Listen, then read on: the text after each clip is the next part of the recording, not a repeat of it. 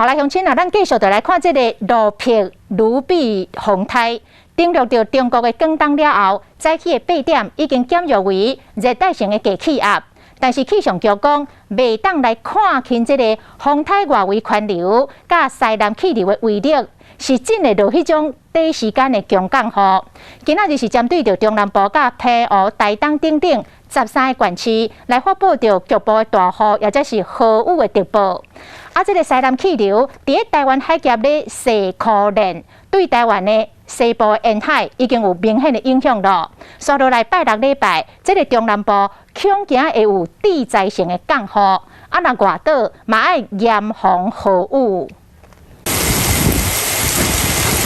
落这款大雨，雨码有晴若无晴，至少阁要落2天。是安怎澎湖的雨路这么多？路壁风台登陆中国广东了后，透早减弱做热带性的低气压。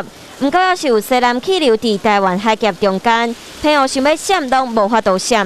气象局提醒，这个西南气流恐惊会带来地灾性的大雨。自半暝12点到透早10点半，云林台西路超过203.5毫米，云林口湖嘛要200毫米。天气中华云林嘉义县、台南高雄、屏东注意大雨，台中南投、嘉义市、台东澎湖嘛要注意。西南气流从今天开始会一路影响到礼拜六、礼拜天，带来相当显著的降雨。西半部呢，普遍会有大雨或豪雨，甚至我们不排除有局部豪雨等级以上的强降雨，要请大家特别留意。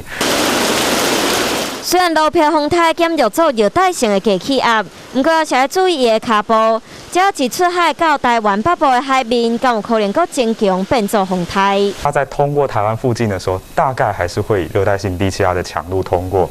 那当然，陆地上大概在8号的这一段时间是非常接近我们北部陆地的所以其实中心的话可能会有登陆北部陆地的现象。而至于会不会发布台风警报的话，则要视这个热带性低气压它强度重整的速度。现在的路径来看的话，它应该是要到琉球海面才有重新发展为台风的机会。气象局提醒，拜六礼拜是西南气流上强的时阵，风雨拢会真大，会带来8到10级的强阵风。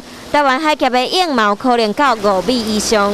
若是想要唔望涂骹搭、鞋搭，上紧就要等到后礼拜一再看，敢有希望。